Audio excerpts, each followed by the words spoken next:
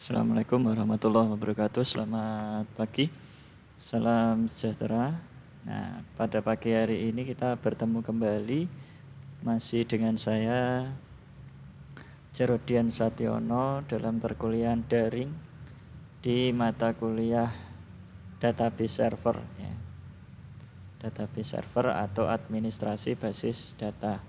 Nah, untuk materi kuliah online kita pada kesempatan pertemuan pagi hari ini kita akan membahas mengenai field function dan pengelompokan yang ada di dalam database MySQL atau di DBMS MySQL. Nah, materi kita nanti kita masih melanjutkan dari materi yang sebelumnya. Ya, kita masih menggunakan bahan yang sama ya.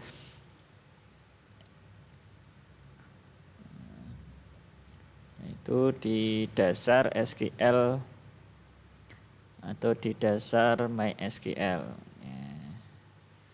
Nah, kalau kemarin kita pembahasannya itu sudah sampai di ini ya. Nah, kita sudah sampai insert ya. Kita sudah sampai insert data, kita sudah menampilkan data. Ya, kita ini saya tunjukkan materinya ya. Kemarin kita sudah insert data, sudah nyimpen data, edit data ya. Kemudian hapus. Nah, sekarang nanti di bagian pertemuan kita hari ini adalah kita akan membahas tentang field function dan pengelompokan. Ya, nanti ada beberapa pembahasan di sini. Kalau kemarin pengurutan ini sudah ya. Nah, ini yang field function sekarang. Nah, field function itu apa? Di mana field function ini di dalam MySQL itu kita gunakan untuk mengolah data ya. Mengolah data atau sebagai contoh misalkan kita mau melakukan ya seperti SPSS itu ya, pengolahan data, kita bisa melakukan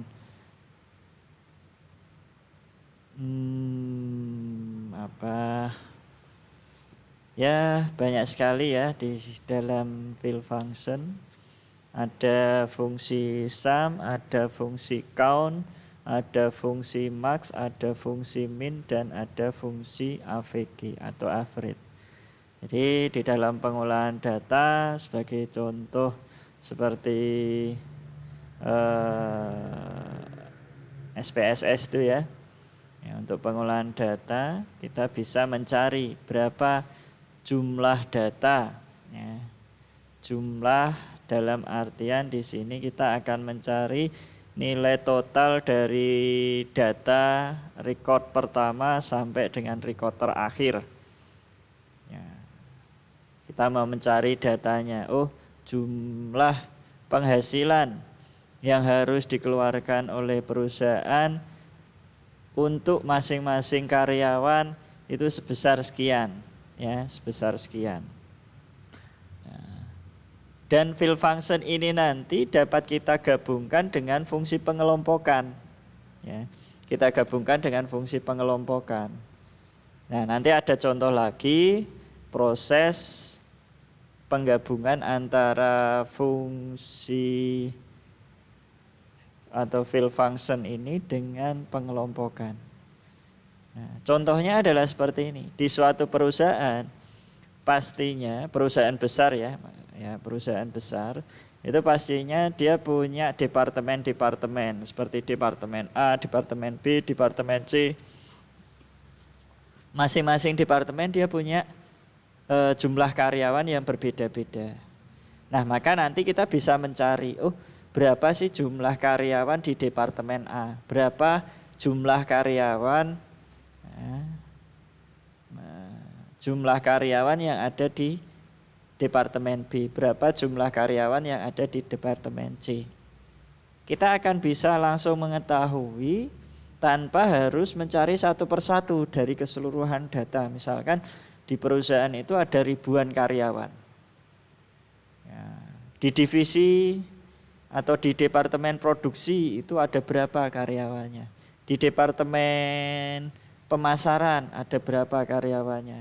Ya, terus kemudian di departemen pendistribusian itu ada berapa. Di departemen gudang itu ada berapa. Nah, masing-masing departemen itu nanti kita akan dapat mengetahui dengan mudah. Ya, dengan mudah dengan cara menggunakan fill function dan pengelompokan. Ya, fill function dan pengelompokan ini nanti kita jadikan satu dalam penggunaan fungsi query tersebut. Ya, nanti akan lebih mudah. Ya. Jadi pengelola data, pengolah data ini nanti akan lebih mudah. Kita sebagai administrasi basis datanya, kita tinggal menyiapkan perintahnya. Ya, tinggal menyiapkan perintahnya, user nanti tinggal klik menunya. Saya mau mencari, saya mau mencari jumlah karyawan. Nah, di situ ada pilihan departemen A, B, C, D, E. Departemen A itu berapa ya? Nah, kita cari. Atau saya mau mencari total masing-masing departemen di perusahaan ini. Ya, berarti kan departemen A, departemen B, departemen C harus kita munculkan. Ya, harus kita munculkan supaya nanti user itu bisa tahu, dengan total 1000 karyawan ini departemen A ada 100, departemen B ada 300, departemen C ada 600, ya. Departemen D ada 100. Udah total genap 1 juta, ya. 1000. Ada 1000 karyawan. Oh gitu. Kita tahu ya. Kita bisa tahu dengan menggunakan bahasa pemrograman yang nanti dapat kita gabungkan dengan query ini akan lebih memudahkan user. Ya, user jadi tidak harus belajar tentang administrasi basis data, belajar tentang query. Ya. Hanya cukup menghasilkan atau hanya cukup melihat proses, ya, melihat hasil proses query yang diolah atau disajikan oleh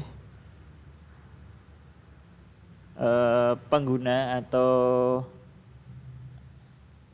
analis database. Ya. Tinggal menggunakan saja. Jadi user nanti tinggal menggunakan saja data yang sudah diolah dan sudah dianalisa oleh analis database. Ya. Nah, yang berikutnya, ya, prosesnya bagaimana atau cara penggunaannya bagaimana? Fill function ini, fill function di dalam fungsi query, ya, itu nanti kita dapat menggunakan perintahnya. Ya. Fill function berarti penempatan perintahnya itu nanti berada di dalam fill, ya, berada di struktur fill, bukan berada di struktur where atau di statement where. Statementnya nanti berada di statement fill, ya, fill statement. Ini yang nanti akan kita pasangkan di sini. Nah, saya contohkan, ya, seperti biasa kita masuk ke command prompt.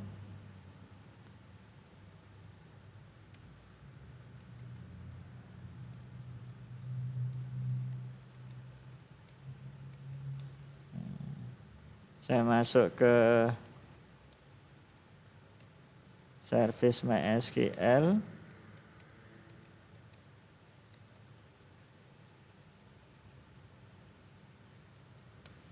Oke. Nah, kita sudah berada di service MySQL. Sekarang kita coba. Ya, sekarang kita coba untuk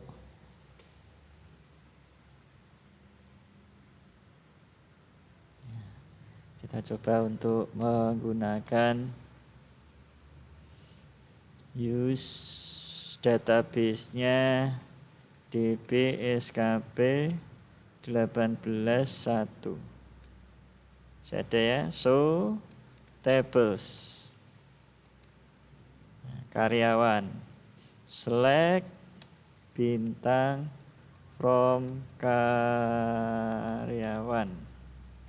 Nah, datanya masih kosong ya. Coba kita isi datanya. Nah, saya ngisi dulu. Ini masih ini ya. Nah, saya buatkan tabel lagi ya. Create table pegawai dengan struktur no ID integer ya. Integer auto increment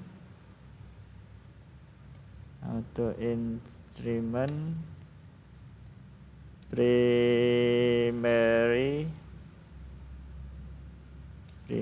key ya, koma nama ya, strukturnya ya, koma nama ya, saya buka dulu bahan latihan kemarin ya. Saya nyontoh no ID nama ya, saya gabung langsung dengan struktur tabel soal nomor 13 ya.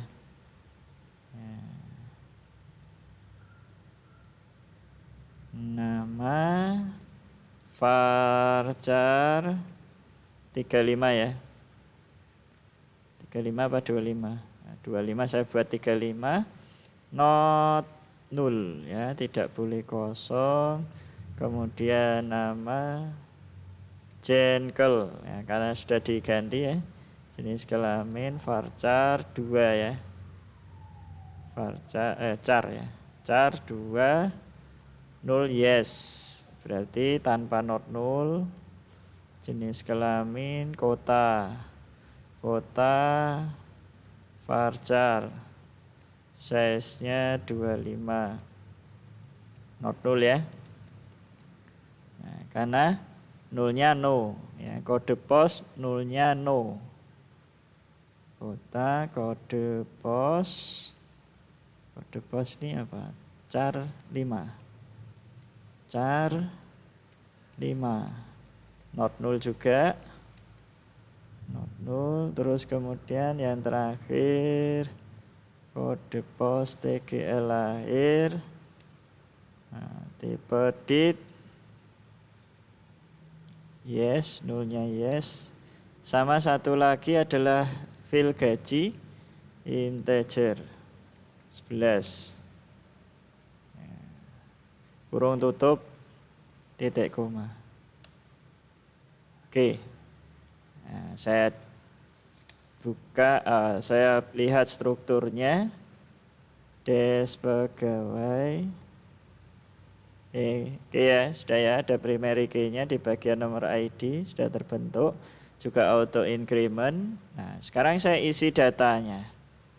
Nah, saya isi datanya mulai dari record yang pertama yaitu miliknya Ahmad Zubari. Saya gunakan perintah ini, insert into pegawai. Ya, tanpa saya menyebutkan nama fieldnya berarti saya harus mengisi secara urut sesuai dengan urutan field. Ya, field yang pertama no ID, nama Ahmad Zubari. Ya, nama Ahmad Zubari, kemudian nama, jenis kelamin laki-laki ya. Terus kota. Kotanya Bandung. Terus kode posnya 41011. 41011 ya. Nah, saya langsung ambil yang sini aja, yang banyak kemarin ya. Nah, ini sudah belum ya?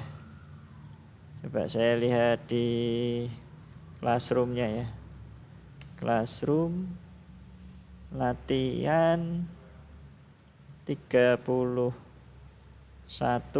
ya, 32 ya, 32 sampai dengan 41.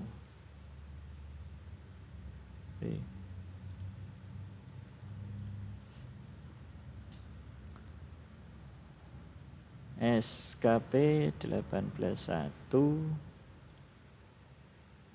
instruction. Ya, sudah ya, berarti ya 32 sampai dengan 41 ini sudah. 32 sampai dengan 41 sudah. Tapi ada yang belum mengumpulkan, ini masih kurang 2 ini. Mas Adi Tama dan Mbak Imayatus segera ya dikumpulkan tugasnya. Segera dikumpulkan tugasnya. Oke. Latihan. Nah, saya ngisi langsung dari sini Ahmad Sobari 1977 1002. Koma 970 1977 10 12. Benar ya? 002 1002. Gajinya adalah 1 juta. Kurung tutup, koma. Ya, koma. Saya langsung ambil petik-petik data yang kedua Sundariwati.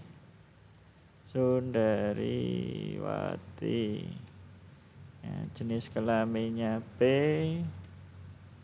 kota Bandung juga, Bandung, koma kode pos 40123 40123, koma 1978 1112. Ya, 78 11 12. Nah, kemudian 1250 1250. Nah, kurung tutup, koma. Saya isi 5 record ya. Saya isikan contoh 5 record. Ya, yang ketiga ini Rian Indrawan, laki-laki, kota Jakarta, kode pos 1211 12, terus 1981 0321.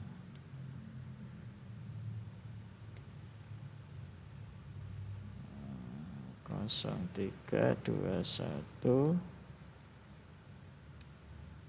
150 1500. Kurung tutup, koma, enter.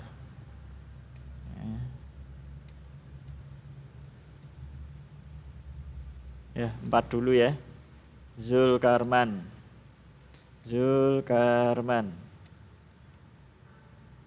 laki-laki, kotanya mana? Bekasi. Nah, koma 17211 780810.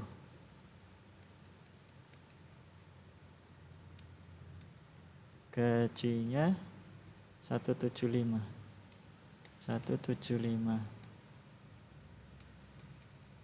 Nah, kurung tutup, titik koma ya. Oke, 4 baris sudah terisi. Nah, saya tampilkan pegawai. Ya, sudah terisi 4 record. Ya. Nanti kalau misalkan saya mau ngisi lagi ya tinggal saya gunakan perintah yang sama, insert into. Nah ini, jadi saya tuliskan secara langsung. Caranya adalah seperti yang tadi saya contohkan. Jadi setelah data yang pertama, value yang pertama selesai, itu ditambahi koma, dilanjutkan dengan koma, enter, terus kurung buka, petik. Ya, seperti ini ya, petik data dan seterusnya, kurung tutup, koma. Nanti enter lagi. Ya, seperti ini. Ya, ini strukturnya, contohnya. Nah, nanti silakan kalau misalkan mau mencoba-coba menambahkan data secara bersamaan biar tidak satu baris insert sampai selesai enter. Nanti insert sampai selesai enter. Kan kelamaan. Nah, jadi tinggal satu perintah insert, value, kurung buka, enter, nilai value-nya, koma, enter, nilai value-nya, enter, nilai value-nya, enter, dan seterusnya. Ya. Paham ya itu ya? Ya, nanti tinggal kita isikan. Nah, sekarang kita akan mencoba untuk pembahasan ini tadi. Fungsi fill atau fill function. Nah, kita akan mencontohkan di mana contohnya di sini adalah mencari atau menampilkan total gaji yang harus dibayarkan pada semua pegawai. Nah, ibaratnya di sini di pengolahan data pegawai, pimpinan pengen tahu saya itu setiap bulan harus mengeluarkan berapa total beban gaji yang harus saya keluarkan untuk membayar keseluruhan karyawan saya. Dengan menggunakan perintah query, saya tinggal menuliskan perintahnya adalah seperti ini. Ya, ini untuk pengelola basis data itu sudah punya bahasa query-nya, yaitu menggunakan perintah fill function sum. Sum fill-nya adalah gaji. Ya, kita beri nama alias. Nama aliasnya adalah total gaji from pegawai. Nah, ini secara keseluruhan. Jadi karena tidak ada tambahan klausa where, maka total yang akan dihasilkan, fill function sum yang akan dihasilkan adalah menghasilkan secara keseluruhan mulai dari record pertama sampai record terakhir. Nah, kalau di sini ada 4, nah mari kita total secara manual dengan kalkulator ya. Nah, kalkulator ini nanti bisa buat perbandingan juga. Ya, untuk rekan-rekan ya, ini saya total misalkan 1 juta ditambah 1.250 ditambah 1.500 ditambah 1.750 ya, totalnya adalah 5.500. Dengan menggunakan perintah sum, hasilnya akan sama ya, hasilnya akan sama ya, ini ya 5.500 sesuai dengan apa yang kita hitung menggunakan kalkulator di sini. Nah, itu kalau kita mau mencari secara keseluruhan. Nah, misalkan di dalam data pegawai atau data karyawan di perusahaan itu terbagi menjadi beberapa departemen. Ya, misalkan departemen ini contohnya Kota Bandung ya. Kota Bandung ini saya anggap sebagai departemen A. Kota Jakarta ini departemen B, Kota Bekasi ini departemen C. Nah, saya mau melihat berapa gaji karyawan untuk masing-masing departemen. Ya, masing-masing departemen ini punya misalkan bagian penggajian sendiri-sendiri. Departemen A punya bagian keuangan sendiri, departemen B punya bagian keuangan sendiri, departemen C punya bagian keuangan sendiri. Atau misalkan ini cabang ya, cabang Bandung, cabang Jakarta, dan cabang Bekasi misal ya. Misalkan seperti itu. Berarti kalau perusahaan ingin tahu atau ingin menghasilkan informasi terkait dengan berapa sih total gaji untuk tiap-tiap cabang, untuk masing-masing cabang. Nah, pengelola database atau administrasi basis datanya itu nanti dapat menggunakan perintah seperti ini. Ya. Tambahi kota, ya, kita tambahi fill kota, kemudian sum, ya, sumnya tetap sama, gaji S total gaji, ya, from pegawai. Nah, ada tambahan yaitu perintah atau klausa group by, ya, kota. Ya, artinya bagaimana? Artinya di sini kita akan melakukan pengelompokan tadi. Ya, jadi dikelompokkan. Jadi totalnya itu nanti tidak secara keseluruhan, tapi totalnya akan dihasilkan berdasarkan masing-masing kota. Bandung totalnya 2.250.000. Jakarta totalnya 1.500.000. Bekasi totalnya 1.750.000. Jadi hasilnya nanti seperti ini, ya. Tiap-tiap kota akan menghasilkan total yang berbeda-beda. Ya, ini. Karena ada perintah pengelompokan, group by. Kita kelompokkan. Ya. Jadi datanya ini nanti akan dikelompokkan. Nah, ini kalau sum. Nah, kalau misalkan saya pengen tahu ada berapa karyawan yang di cabang Bandung, di cabang Jakarta, dan di cabang Bekasi. Nah, kalau sum ini kan mencari nilai total. Nah, kalau kita mau mencari ini pencacah, nilai pencacah atau jumlah, ya, nilai jumlah, bukan menjumlahkan ya, tapi nilai jumlah, berarti kita pakainya count. Ada berapa? Ya. Ada berapa jumlah pegawai? Ya.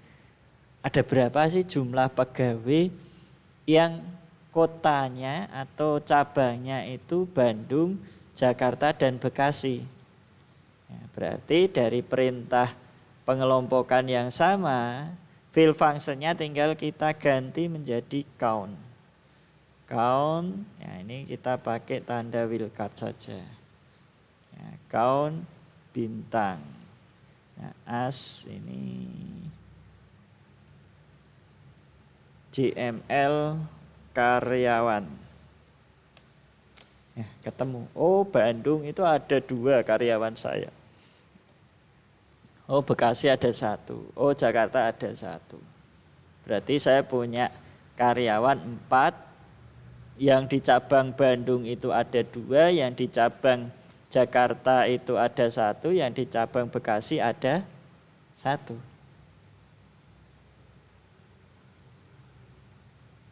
Nah, ini.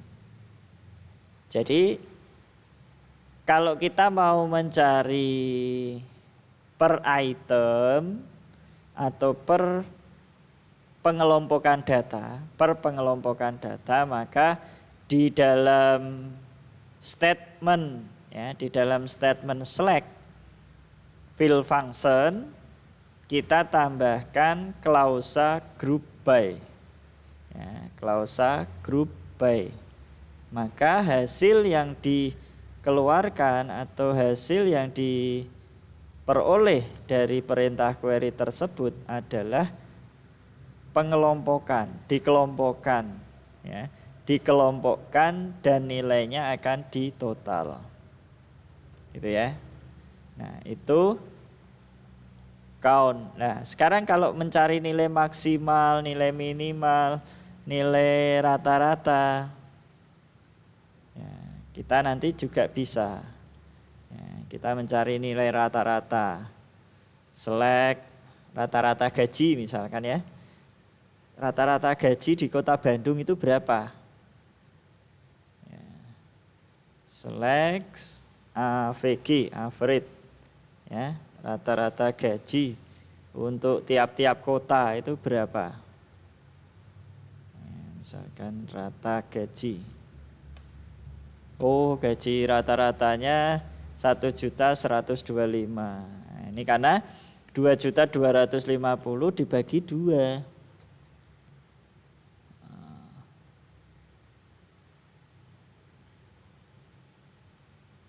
Itu ya. Nanti rekan-rekan bisa mengimajinasi atau mungkin mengeksplor apa yang saya sampaikan ini untuk perintah-perintah fill function dan pengelompokan.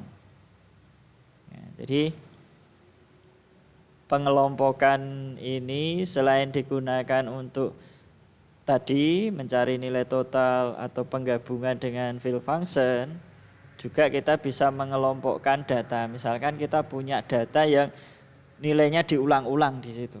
Mau kita kelompokkan. Bisa. Contoh ya, hanya satu saja tanpa menggunakan. Nah, kotanya itu kan ada Bandung, ada Jakarta, ada Bekasi, ada Bogor, ya. Ini ya. Kan banyak yang diulang-ulang. Kita pengen tahu kota-kota yang atau karyawannya itu dari kota mana, ya. Karyawan-karyawan saya itu dari kota mana saja. Nah, ini kita bisa, oh ternyata dari Bandung, Bekasi, Jakarta. Nah, ada yang dari Semarang tidak? Kalau kita mau mencari seperti itu, ya kita tinggal menggunakan klausa where. Kita tidak menggunakan group, tapi menggunakan where. From pegawai, where kota sama dengan Semarang. Ada ndak karyawan saya yang berasal dari kota Semarang? Oh, tidak ada. Nah, kan ini pencarian, ya, pencarian data ini. Pencarian. Kalau pencarian itu menggunakan klausa where. Kita mencari. Kalau kita mencari berarti query yang kita gunakan menambahkan klausa where beserta kriteria atau kunci pencarian. Ya, kunci pencarian datanya itu, data ini mau kita cari berdasarkan apa? Ini ya.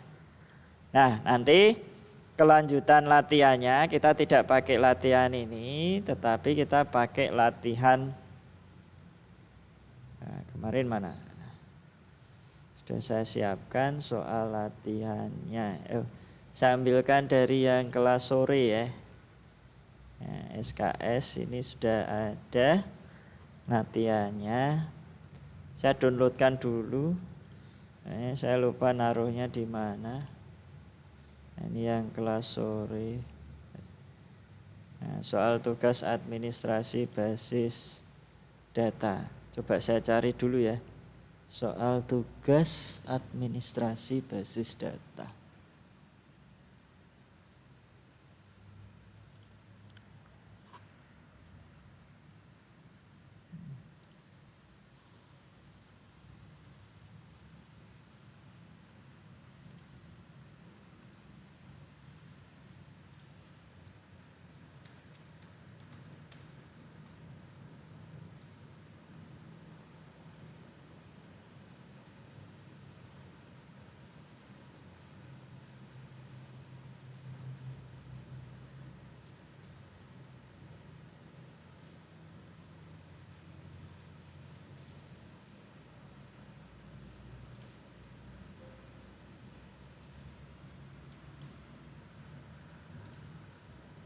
Saya carikan dulu.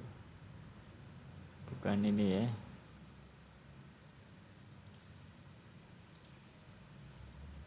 Nah, ini saya downloadkan saja dari sini. Download. Nah, downloadnya mana ini?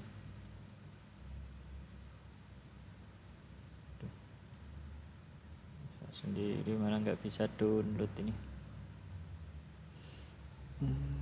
Soal tugas coba saya carikan dulu. Nah ini ya, ini ketemu nih ya, ini ya. Nah ini nanti meskipun tampilannya kita, ya saya ngambilnya dari PHP MyAdmin, tapi tetap membuat strukturnya lewat query ya. Nah lewat query ini, lewat query SQL, tetap pakai SQL. Oke, baik, ini saya kopikan, saya buatkan tugasnya sekalian ya. SKP assignment tugas database server, kerjakan soal tugas berikut ya.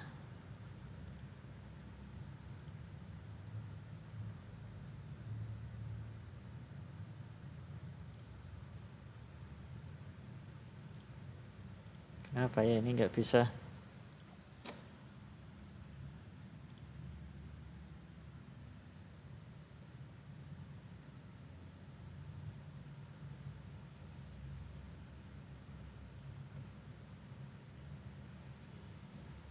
Coba saya upload ke Google Drive dulu. Kok nggak bisa ini? Kenapa ini? Add Google Drive. Apa ya? Saya kasih linknya aja di situ. Ini saya ngupload kok sudah nggak bisa kayaknya ya. Drive.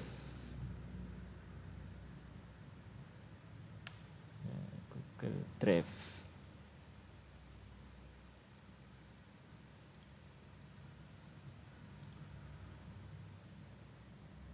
Padahal belum penuh.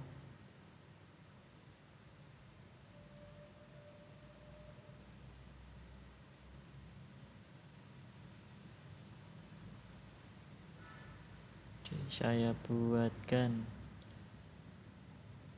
folder tugas DB server SKP 18.1.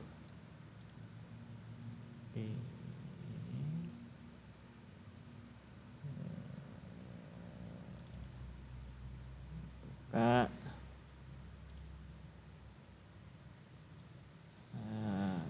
Upload.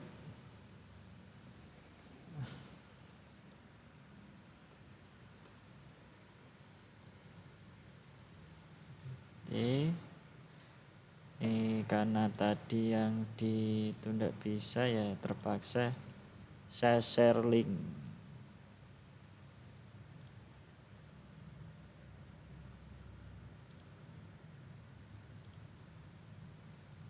Ya, copy link, saya tempelkan di bawahnya ya. Ini saya buka di sini juga tidak bisa. Nah, masuknya sini. Tugas. Kelihatannya baru trouble ini Google Classroom-nya. Oke ya, ini ya saya kasih linknya, nanti bisa di download.